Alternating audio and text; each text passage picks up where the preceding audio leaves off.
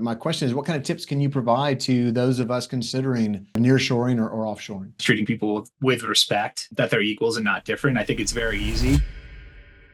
If you don't have a company or a presence there, utilizing third party recruiters is really good. Give people flexibility. I think we also tend to think that everyone needs to work on the same hours. And in our space, in the agency space, yes, for collaboration, we do need to have some overlap. But my employees in Mexico, we typically work on mountain time in the US. My employees in Argentina are 3 hours, 2 or 3 hours ahead of East Coast time. So it's a little bit difficult to get a complete lineup of everything. Making sure there's some overlap, but also giving people some freedom so they're not working until 9, 10, 11 at night makes a big difference.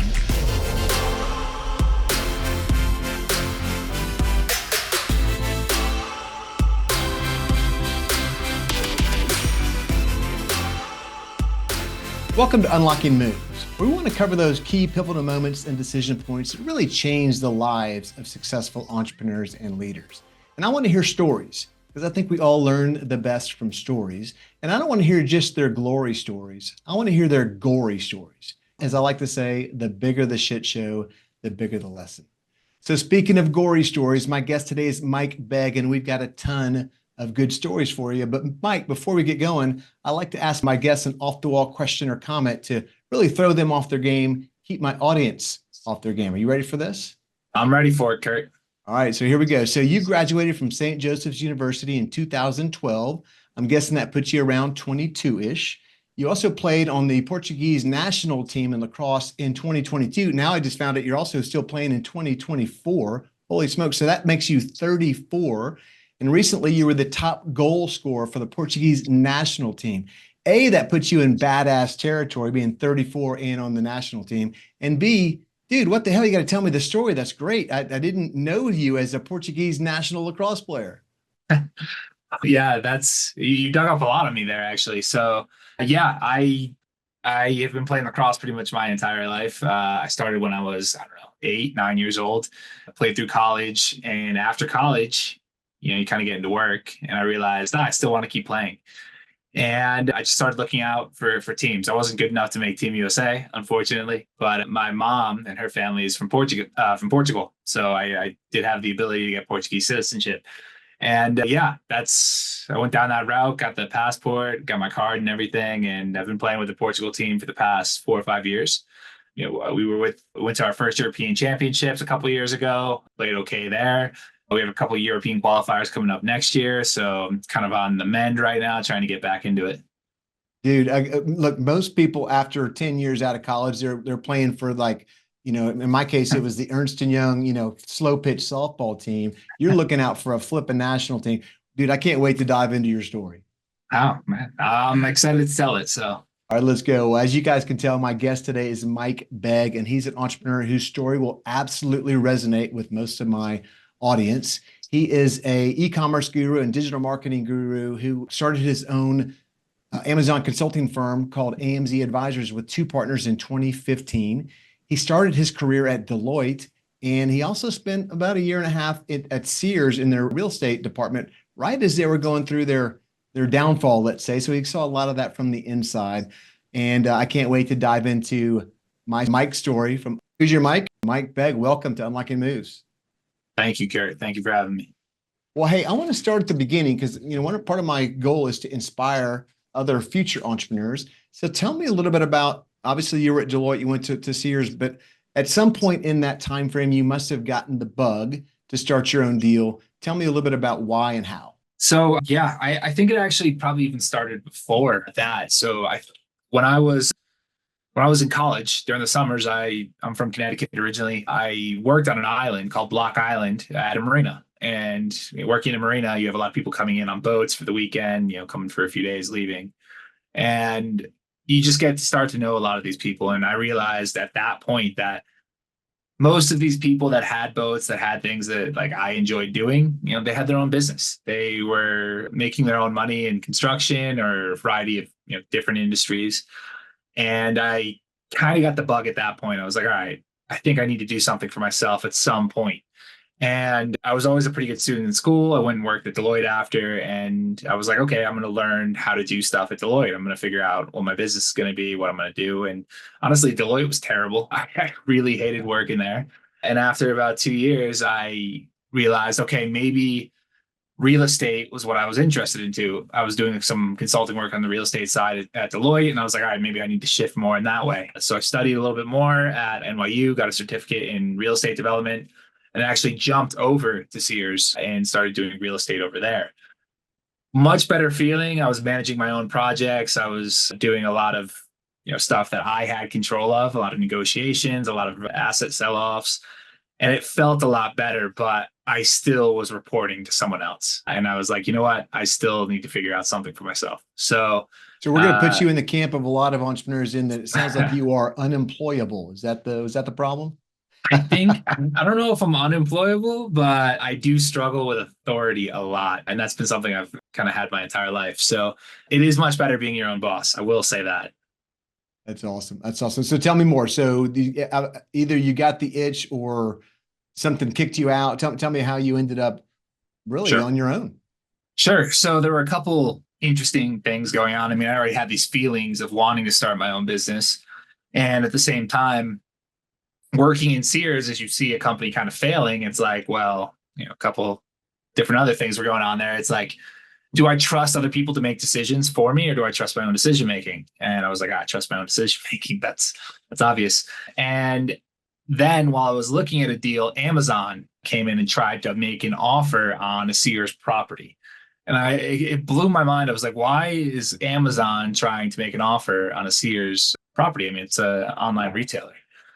And once I learned that they were turning it into a warehouse, essentially, it was at a dead end mall. They were turning it into a warehouse and using that for distribution of products. I realized that you could actually sell products on Amazon online, and that kind of just opened everything up. I've started doing retail arbitrage, buying stuff in Walmart, selling it online, writing ebooks, selling them on Amazon. My partners and I now we imported product from China. We started selling the product on Amazon. That's really where we started learning how to do this.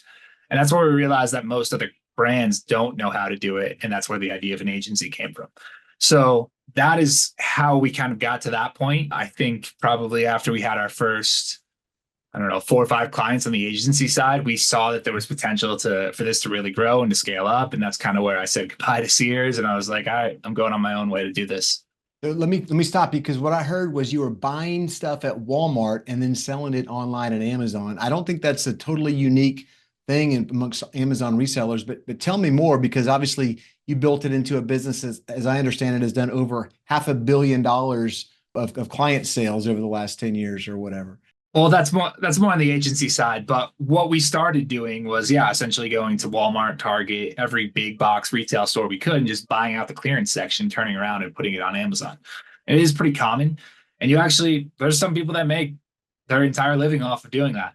They do $100,000 a year. It's a little bit time consuming. It's a little bit stressful because you're constantly on the road trying to find new inventory, or you're trying to buy pallets and you don't know what you're getting until the pallet arrives.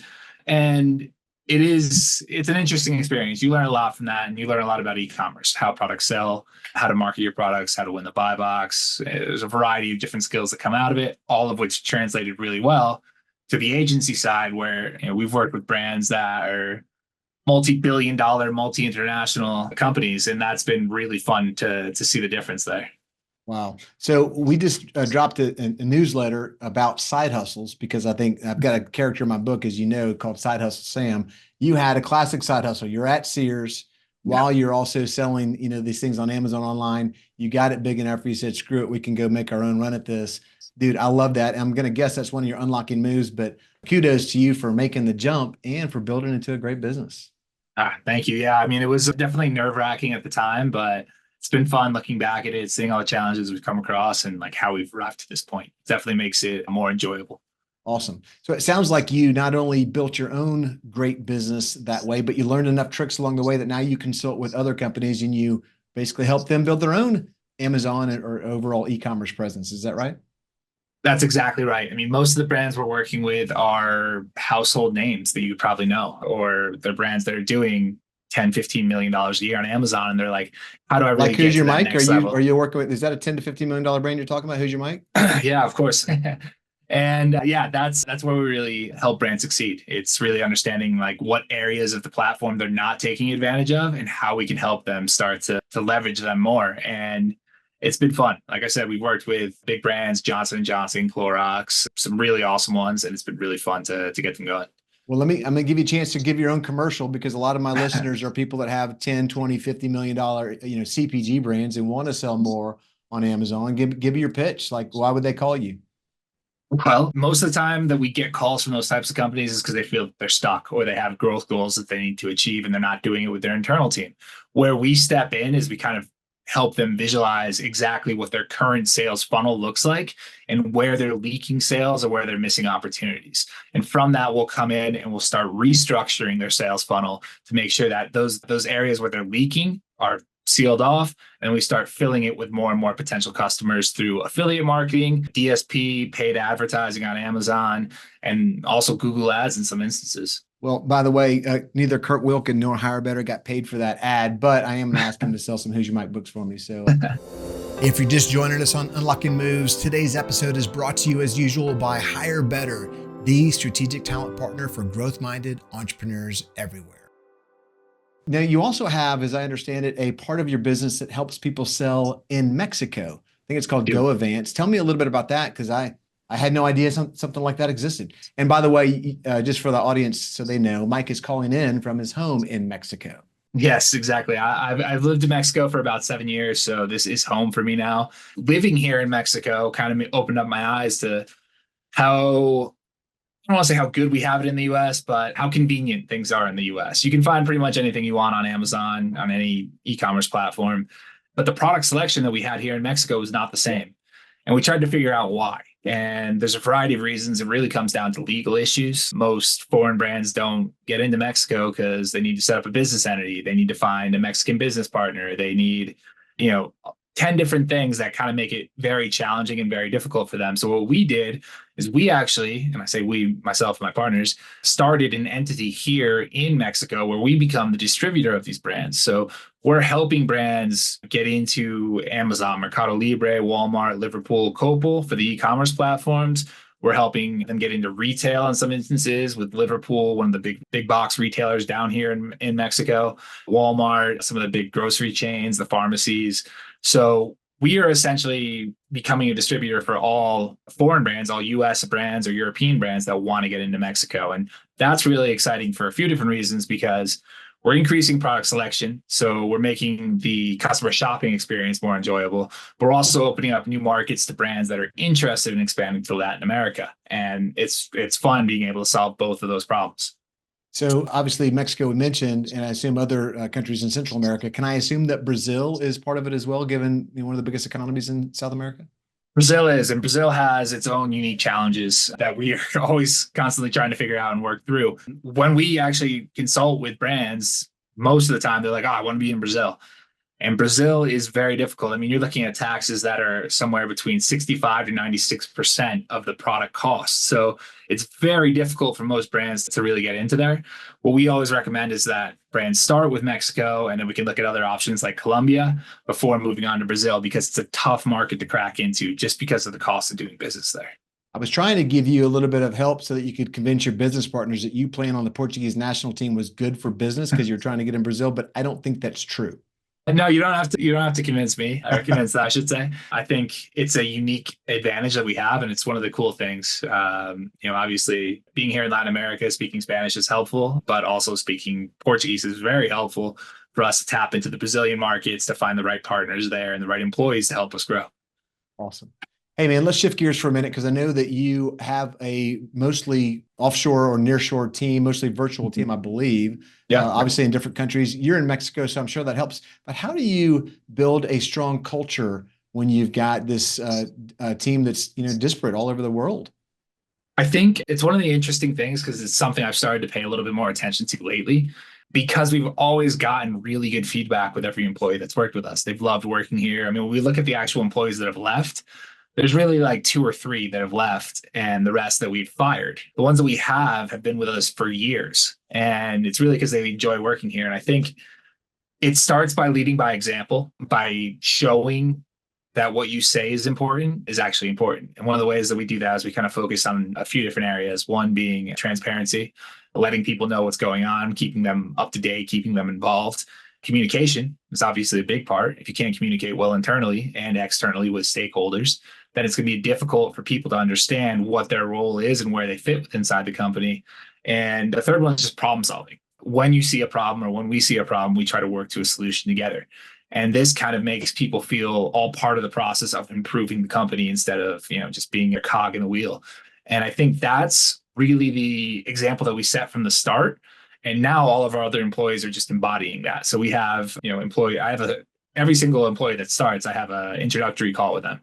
And, they've usually spoken with 10, 15 other employees. And the feedback I get from everyone is that everyone's so helpful. They're so friendly. They answer all the questions I have, whatever it may be. And that I think is a really good sign that we've done a good job instilling the type of culture that we wanted in the business.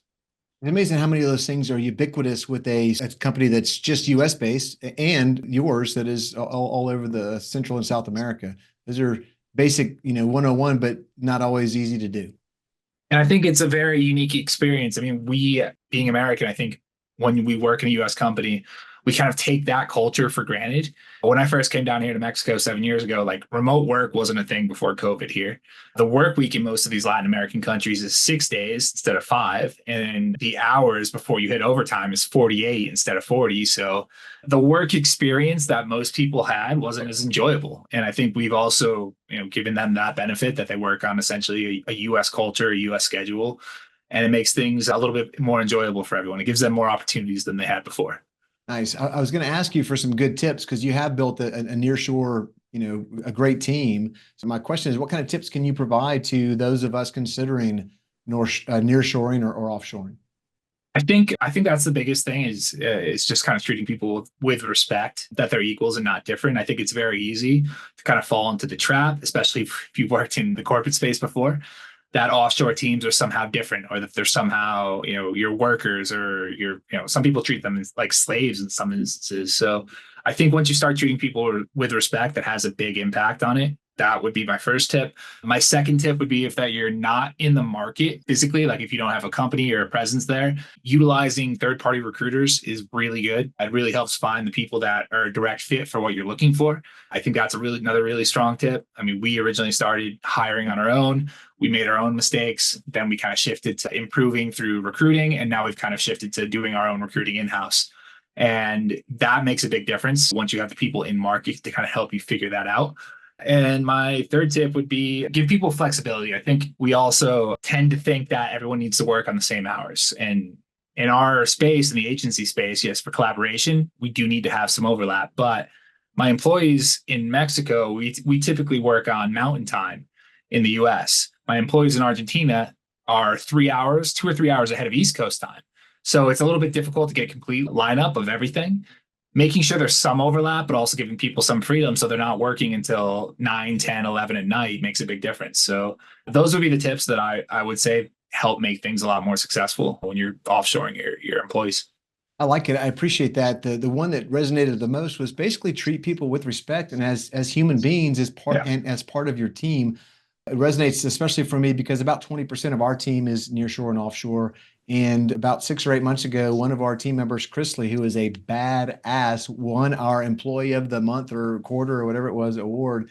And it was so cool to see her eyes light up as the winner of that. And she's absolutely a big part of our team, and not just a big part, probably the biggest part of our team. So appreciate you, Chris. We'll shout out there. Hey, so let me ask you now, it's time to shift to our unlocking move. As I mentioned, that's a big part of our show is we want to inspire and encourage others to recognize when they have those moments when they can unlock their own potential. So tell me what your unlocking move or moves may have been. Ooh, that's a tough one. I think the first one I touched on a little bit earlier is really kind of, and I think that this is true in a lot of sense, because when I think of some of the other ones, it all comes down to decision-making and self-confidence. Like while I was at Sears, I continued to work there. I could see the company wasn't working. I mean, we created a real estate investment trust. We sold it off for $2.5 billion and we burned through that cash in about a year. And I was like, something's wrong here. Like whatever we're trying to do is not working. And it kind of came down to the realization that there's no such thing as a secure job. Your job is only as secure as the people making the decisions. And that's where I had the realization that I trust my own decision making more than I trust other decision making. That's one example of something that unlocked kind of a shift in my mindset. Like, all right, I got to try something different where I'm the one in charge. And I think over time, my roles within the company I have now have changed. So originally I was doing a lot of, between myself and my two founding partners, I was doing a lot of the advertising and the marketing. But with a very analytical background in real estate development, I was really good at seeing issues in the company. I was really good at kind of finding ways for us to improve. But I wasn't the one that was essentially the decision maker, the CEO, or I didn't feel like I had the ability to do it. And then that was really a lack of confidence issue. Like I could see things that I could tell were a problem or that needed to be resolved or fixed in some way, but I wasn't confident enough to make the decisions all the time. Since that's kind of changed, I've kind of become the CEO over the past 2 years. And I've realized that having that self-confidence, understanding when you're right or wrong, and that's another whole different challenge, is that there's no such thing as right or wrong. It's kind of figuring out what is the best decision in the moment and having confidence that you're going to figure out no matter what if you make the wrong decision. And all of that is really what unlocks potential, I think, is, kind of, it's like that never say die attitude. It's like, I got to make a decision. This is the decision. If I'm wrong, I'm going to live with the consequences, but it's not the end of the world. That's a big part of leadership, is making decisions when you have incomplete information. And it sounds like you've learned along the way and become a strong leader in your own right. And having that self-confidence, a big part of unlocking moves as our podcast is to challenge and inspire those to be their best and live up to their potential. And it sounds like you found that for yourself. You found that inspiration. You found that, like, I got to get it done. Who else is going to get it done, right? So I appreciate that. And really the self-confidence to go off on your own. That's a big move as well. So kudos to you. Thank you. Yeah, I mean, it definitely takes a lot of self-confidence or a lot of belief in what you're working on or working towards. And the reward is great. I'm not going to say that I don't have, very stressful times or very stressful nights where I'm not sleeping or I'm thinking about something else. That happens frequently. But at the end of the day, the benefit is that I get to enjoy my time. I get to work on my schedule. I get to travel, do whatever I want. And I think that's the biggest benefit of it, is, kind of giving yourself the freedom in your own life. Well, being an entrepreneur is both the most beautiful and most frustrating thing that you've probably ever done. And I can speak for myself and probably most other entrepreneurs out there. So anyway, congrats. Thank you, Kurt. All right. So I mentioned my book earlier, Who's Your Mike, which is a book about the employees you're going to meet on your entrepreneurial journey. The unfortunate thing for you is the book is titled Who's Your Mike, which is intended to be your long-term loyal legacy employee who eventually you outgrow. And so I'd love and there's a bunch of other characters in the book, as you know. What's your favorite character? Maybe the one that resonates the most with you? There's a lot, actually. Like I can think of all the employees that have worked for me since I've started. There's been people that fall into different buckets. I think one of the ones that's the most frustrating, though, to me is Resume Ralph. There's been probably 3 or 4 times where we've hired someone who looked amazing on paper. We were like, this is exactly what we need. And then push comes to shove, they're not doing what it takes. And that is one of the most challenging things. I think as an entrepreneur or as someone who's growing a business, you can even be an executive or a team member. A lot of times you make a hire thinking that this person is going to improve things, thinking that this person is going to drastically change things. And the reality is, well, sometimes they don't. And it's a hard learning curve to get around, but we've become a lot more thorough in the way that we recruit people to try to avoid the Resume Ralphs. But yeah, those ones are the most frustrating because you're so confident in your decision and then they come on board and they just kind of let you down. Well, I appreciate you sharing. Part of the thing with that confidence in the decision is because you want them, you hope they are going to work out. We as entrepreneurs want that silver bullet that's going to make our problems go away. Resume Ralph has all the things on his resume or her resume that appear to be the secret sauce. And usually there's more puffery. As we say in Texas, all hat, no cattle. And so you end up with a bad employee, and you're not the only one that's made a bad hire, that's for sure. Well, thank you for sharing, Mike. I appreciate that. No problem. Okay, so we're at the part of our show where I like to consider myself the listener's advocate.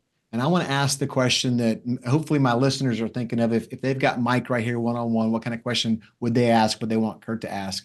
And the one I came up with was, because you're an expert in e-commerce and Amazon specifically, I might even ask you a side note about TikTok, but what are your top 3 tips for me to sell my product better, more volume, more margin on Amazon? Okay.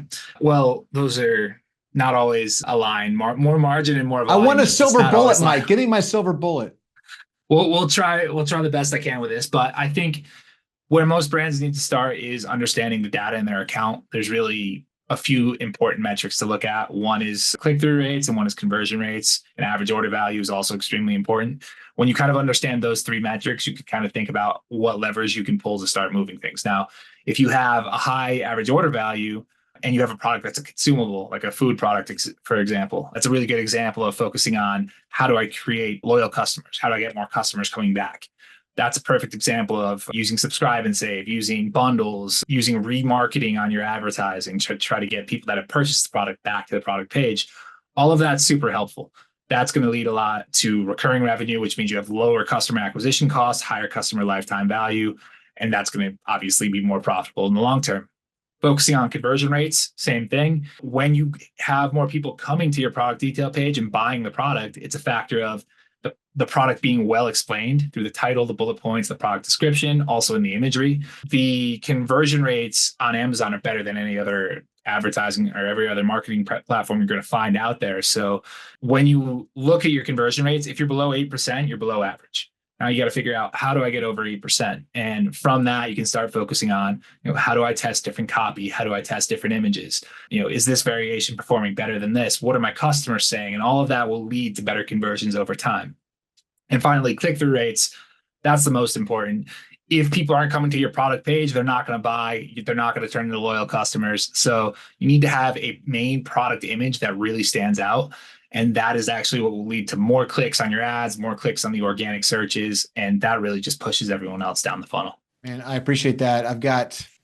We have probably 20% of our clients at HireBetter are, CPG or other companies that are trying to sell on Amazon, and Bee Cave Capital, which is our little investment arm, is invested in, let's say, about 100 companies that sell through Amazon. So that's going to be helpful to them, if nothing else.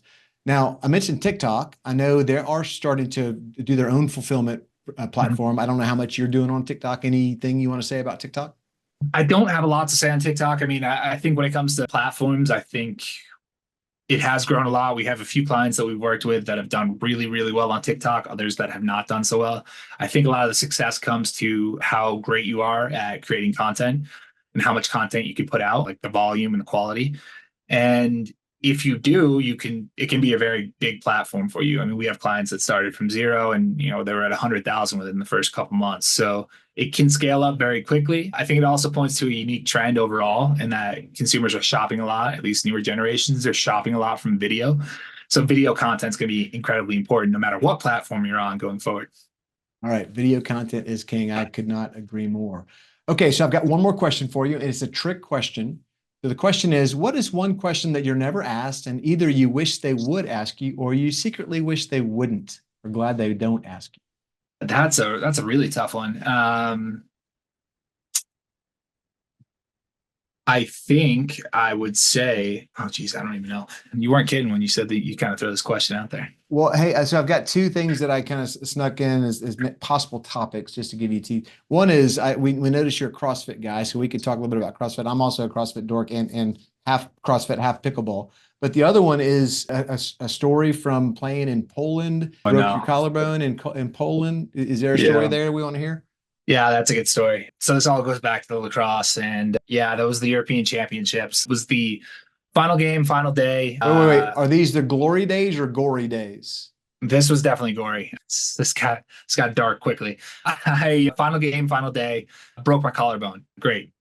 Happens to be Easter weekend that this tournament was happening. So this was Saturday before Easter, and the tournament was taking place in Poland, which is incredibly Catholic, and nothing is open on Easter.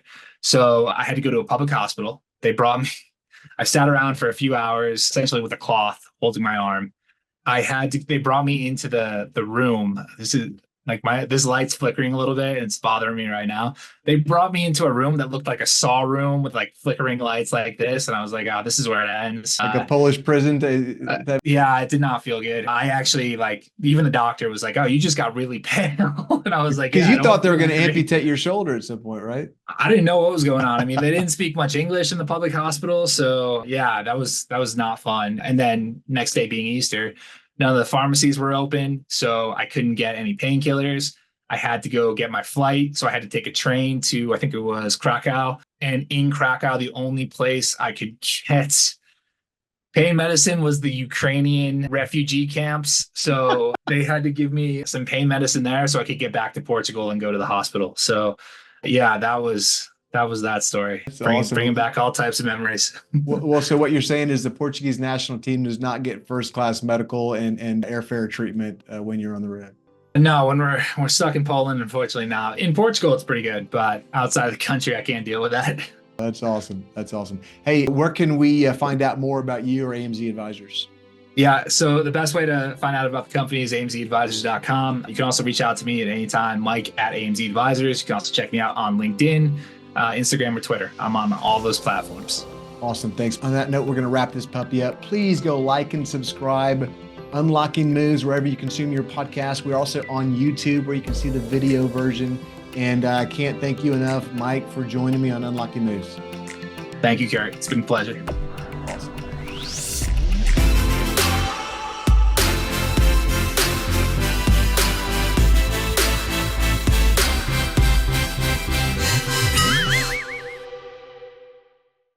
If you're an entrepreneur and you think you might have outgrown a member of your team, or maybe you've got a mic, as we talked about in Who's Your Mic, check out this quiz at who'syourmic.com/quiz. That's who'syourmic.com/quiz.